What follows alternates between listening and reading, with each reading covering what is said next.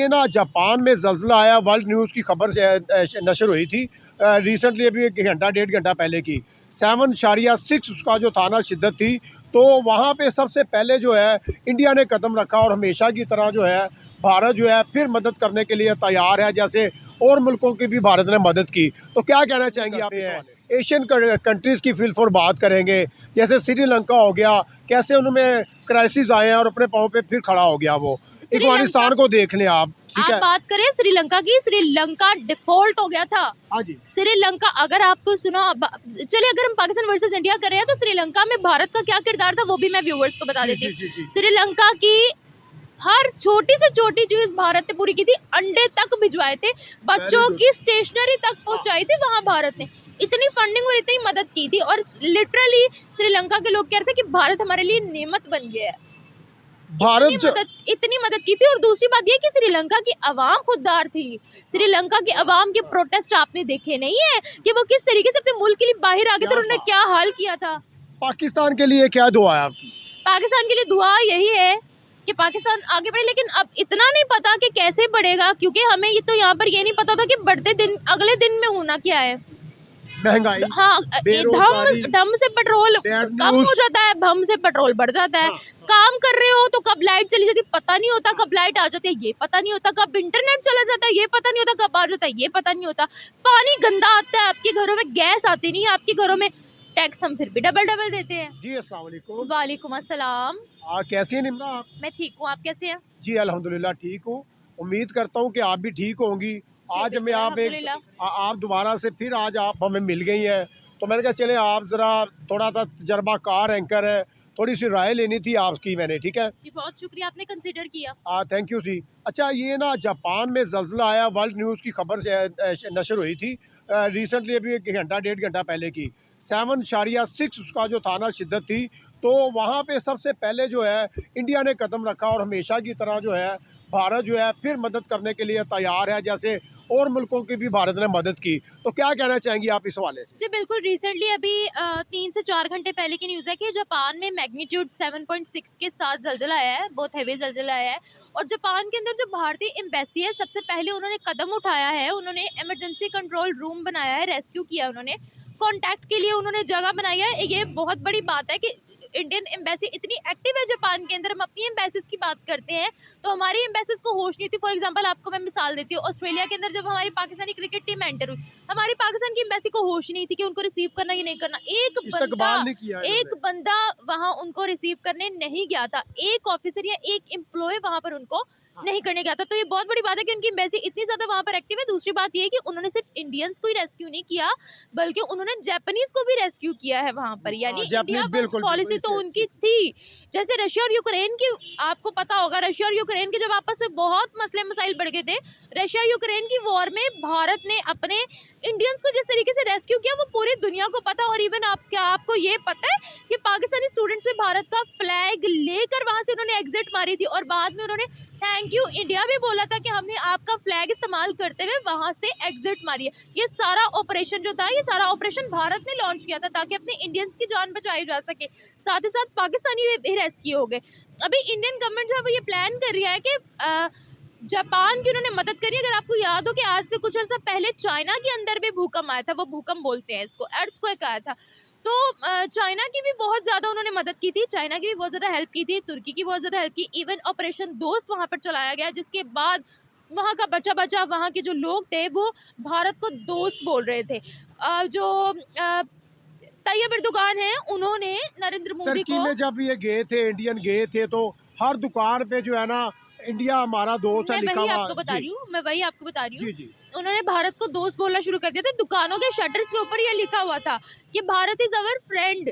आपको पता है कि वहाँ के लोगों ने, माओ ने, बच्चों ने उनकी रेस्क्यू टीम को चूमा था, उनकी रेस्क्यू टीम को गले लगा था। और ये मैं अपने से नहीं, ऑन द रिकॉर्ड चीजें हैं। और इतनी मदद की थी, इतना उनका वो भर गई थी एम्बेसी, इतनी मदद की थी कि उन्होंने बोला था कि इट्स इनफ इंडिया, ये काफ़ी है, बहुत ज़्यादा हो गया, अब बस कर दे एड भिजवाना, ये तुर्की ने कहा था। तो आप खुद देख सकते हैं कि उन्होंने किस तरीके से दूसरे ममालिक की मदद की है। एज कम्पेयर हम अपनी बात करते हैं तो हमने क्या किया था तुर्की के साथ, अगर आपको याद हो हमारा सैलाब आया था, अगर आपको याद हो सिंध वाली साइड पे सैलाब आया था, तो तुर्की ने हमें इमदाद भेजी थी, तुर्की ने कुछ मेडिसिन हमें भेजी थी, कंबल वगैरह कुछ इस तरीके की, मतलब काफ़ी प्रोडक्ट्स आई थी जिससे काफ़ी हेल्प हो सकती थी हमारी। हमने उन्हीं चीज़ों को रीपैक करके तुर्की भिजवाया, तुर्की ने उन प्रोडक्ट्स को पहचान लिया और तुर्की ने बोला कि अपना सामान अपने पास ही रखो भाई, like this is our standard. आप ये देख सकते हैं कि हमने क्या किया है मदद के नाम पे। भाई अगर नहीं था तो आप ना मदद करते, आप सीधा बोल देते। और आपको पता है हमारे वजीर आजम ने वहां जाने की कोशिश की थी तो तुर्की ने बोला था नहीं, अभी हम खुद बहुत से क्राइसिस में, आप नहीं आइएगा। और अगर हम प्राइम मिनिस्टर मोदी की बात करते हैं, वो वहाँ गए तो नहीं थे, लेकिन उन्होंने एड इतनी भिजवा दी थी वहाँ पर कि वो काफ़ी हो गई थी। आप अपने पड़ोसी मुल्कों की बात कर ले, बांग्लादेश की बात कर ले, बांग्लादेश को कितना स्टेबल किया भारत ने। अफगानिस्तान की बात करें, अफगानिस्तान में डैम तक भारत ने बनवाए, सड़कें तक भारत ने बनवाई है, वहाँ की पार्लियामेंट भारत ने बनवाई। अब आर्टिफिशियल रिवर जो वहाँ पर बन रहा है उसकी भी फंडिंग भारत कर रहा है। तो किस कदर उनकी हेल्प की है कि आपको पता हो कि आपको पता है अफगानिस्तान में क्या नारे लगते हैं, अफगान इंडिया भाई भाई क्रश पाकिस्तान। अच्छा, यस एग्जैक्टली। क्या वजह है मैम? देखा जाए तो पाकिस्तान ऐसा क्यों नहीं कर पाता? क्या पाकिस्तान अपने पाँव पे नहीं खड़ा? हमारी हुकूमतें जो है वो स्ट्रॉन्ग नहीं है? देखिए ये आपको भी पता है कि इकोनॉमिकल इंस्टेबिलिटी यहाँ पर कितनी ज़्यादा है, इकोनॉमिकल क्राइसिस यहाँ पर कितने ज़्यादा है, कि आपको भी पता है, इंटरनेशनली सबको भी पता है। ऐसा नहीं है कि हम लोग बहुत ज़्यादा स्टेबल है। चलिए अगर हम लोग स्टेबल नहीं है, लेकिन फिर भी हमें ईमानदारी का मुजाहिरा करना चाहिए। एटलीस्ट ईमानदारी पूरी दुनिया को नजर आएगी ना, तो हमारी रिस्पेक्ट बढ़ जाएगी। बात यह है कि हम इकोनॉमिकली अनस्टेबल तो है ही, लेकिन हम लोग ईमानदार भी नहीं है, हमें खुददारी भी नहीं है। हम किसकी मदद करें? हम तो खुद IMF के पास जाते हैं और IMF से जब लोन मिलता है तो हम 40-40 करोड़ के झंडे बनाते हैं। आपने सुना होगा IMF से लोन लेके हम लोगों ने वो बड़ा झंडा बनाया था ताकि हम भारत के झंडे से बड़ा झंडा बनाए और हमारी वर्ल्ड में रिस्पेक्ट हो। भाई ऐसे रिस्पेक्ट नहीं होती है। रिस्पेक्ट करने के लिए अपने मुल्क को आगे बढ़ाना पड़ता है, अपनी तरक्की को शो करवाना पड़ता है। आज आप देख ले, सऊदीया हमारी मदद करने के लिए तैयार नहीं है, दुबई हमारी मदद करने के लिए तैयार है। जो प्रोजेक्ट्स है वो यहाँ से उठाए जा रहे हैं, वो कह रहे नहीं हमें ट्रस्ट है, हम नहीं यहाँ पर लगाना चाहते, तो क्या रिस्पेक्ट रह गई है हमारी? हम लोग कैसे ट्रस्ट गेन करें अपना? हम जहाँ जाते हैं सबसे पहला ही सवाल ये होता है हमें $1 बिलियन दे दो, बस $1 बिलियन दे दो, हम आपको लुटा देंगे। यस एग्जैक्टली, वो कहते हैं बेगर्स कांट बी चूजर्स।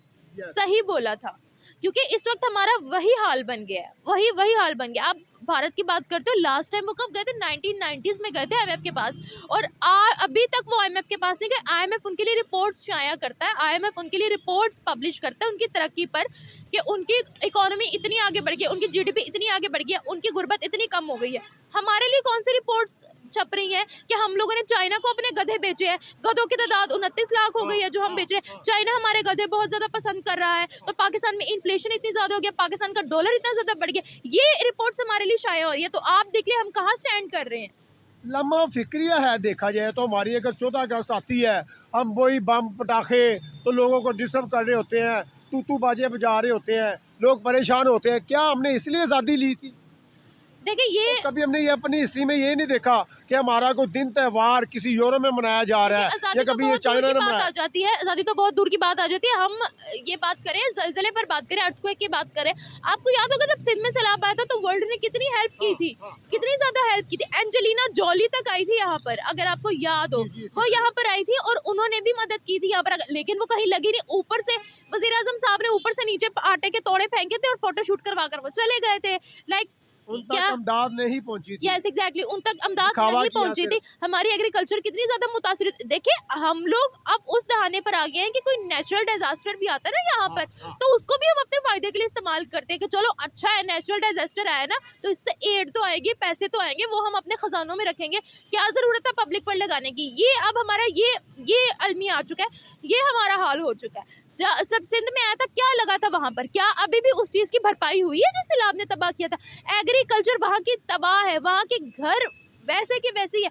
क्या लगा है वहां पर? क्या आप मुझे बता सकते हैं वहां पर क्या लगा है, क्या डेवलपमेंट हुई है उस एड से जो बाहर की ममालिक से हमने ली थी? कुछ भी नहीं, कोई फायदा नहीं। इल्जाम लगा दिया, और फिर हमने इल्जाम लगा दिया कि वो जो था वो पानी भारत ने छोड़ा था। भाई भारत ने कैसे छोड़ा पानी? आपके डैम नहीं है यहाँ पर, भारत में डैम है, वो अपने डैम्स को क्या ओवरफ्लो करेंगे?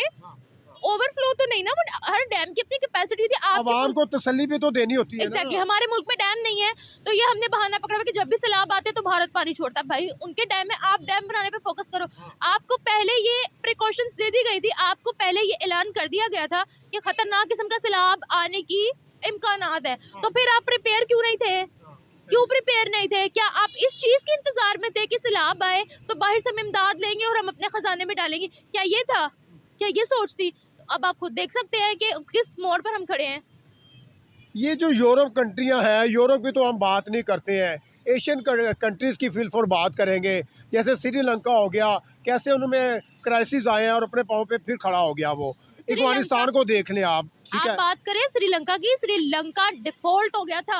हाँ जी। श्रीलंका, अगर आपको सुना, चलिए अगर हम पाकिस्तान वर्सेस इंडिया कर रहे हैं तो श्रीलंका में भारत का क्या किरदार था वो भी मैं व्यूअर्स को बता देती हूँ। श्रीलंका की हर छोटी से छोटी चीज भारत ने पूरी की थी, अंडे तक भिजवाए थे, बच्चों की स्टेशनरी तक पहुंचाई थी, वहां भारत ने इतनी फंडिंग और इतनी मदद की थी। और लिटरली श्रीलंका के लोग कह रहे थे कि भारत हमारे लिए नेमत बन गया है। भारत इतनी मदद की थी। और दूसरी बात ये कि श्रीलंका की आवाम खुददार थी। श्रीलंका की आवाम के प्रोटेस्ट आपने देखे नहीं है कि वो किस तरीके से अपने मुल्क के लिए बाहर आ गए थे, उन्होंने क्या हाल किया था। अगर आपने देखा तो आपको पता होगा कि किस तरीके से उन्होंने ओवरकम किया है। एग्जैक्टली। तो क्या देखा जा सकता है कि जैसे एशियन जो है, अब इंडिया का नाम जो है एशियन टाइगर रख दिया गया, अपनी कारकर्दगी के बल के ऊपर वो एशियन टाइगर बन गए। क्या हमारे में किन किन चीज़ों की कमी है? आखिरी क्वेश्चन करता जा रहा हूँ। और हमारा मुल्क कब डेवलप होगा और हम हमसाया ममालिक की कैसे इमदाद करेंगे, कैसे बढ़ चढ़ के हिस्सा हमारे लें? मुल्क में हर तरक्याती मंसूबे की कमी है। देखें, वर्ल्ड उसी की रिस्पेक्ट करती है, उसी को प्रेफर करती है जिसका हाथ देने वाला होता है, लेने वाला नहीं होता। It's a give and take. Yes. अभी जो वर्ल्ड की पॉलिसी है वो गिव एंड टेक की है। अनफॉर्चुनेटली हम टेकिंग वाले हैं और गिविंग वाले हम नहीं हैं।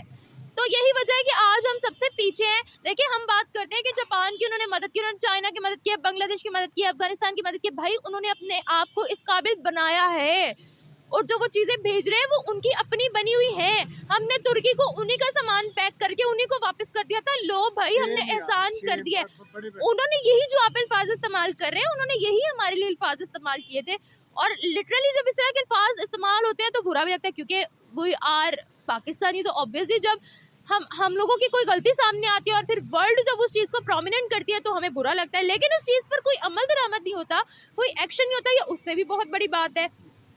अभी आप देख लें, भारत की हम बात करते हैं, वर्ल्ड बैंक जैसा बड़ा इदारा कहता है कि उनकी जो मुख्तलिफ स्टेट्स की पॉवर्टी है वो उन्होंने बहुत कम कर दिया है, बहुत ख़त्म कर दी है। आप ज़्यादा दूर ना जाए, फॉरेन स्टूडेंट्स आते हैं वहाँ पर पढ़ने, इंडिया में उनके जो स्कूल्स है वो इंटरनेशनल हो गए हैं। हाँ। दुबई ने आईआईटी मांगा नहीं है क्या? गल्फ कंट्रीज ने मांगा नहीं क्या उनका आईआईटी? क्यों मांगा? क्योंकि उनमें क्वालिटी है। पाकिस्तान के लिए क्या दुआ है आपकी? पाकिस्तान के लिए दुआ यही है कि पाकिस्तान आगे बढ़े, लेकिन अब इतना नहीं पता कि कैसे बढ़ेगा, क्योंकि हमें ये तो यहाँ पर ये नहीं पता था कि बढ़ते दिन अगले दिन में होना क्या है। महंगाई, हाँ, बेरोजगारी, धम से पेट्रोल कम हो जाता है, भम से पेट्रोल बढ़ जाता है। काम कर रहे हो तो कब लाइट चली जाती है पता नहीं होता, कब लाइट आ जाती है ये पता नहीं होता, कब इंटरनेट चला जाता है ये पता नहीं होता, कब आ जाता है ये पता नहीं होता। पानी गंदा आता है आपके घरों में, गैस आती नहीं है आपके घरों में, टैक्स हम फिर भी डबल देते हैं। कौन सा हुक्मरान आके इस पाकिस्तान को ग्रो करेगा? कैसे मुल्क कौन सेट सा होगा? हुक्मरान आकर करेगा? मैं तो बहुत मायूस हूँ, मेरा तो हुक्मरानों से यकीन उठ गया। मैं कहती हूँ मेरिट पर आए ना कोई हुक्मरान तो फिर देखे पाकिस्तान आगे बढ़ता है या नहीं बढ़ता। एग्जैक्टली। चलें जी, थैंक यू, शुक्रिया।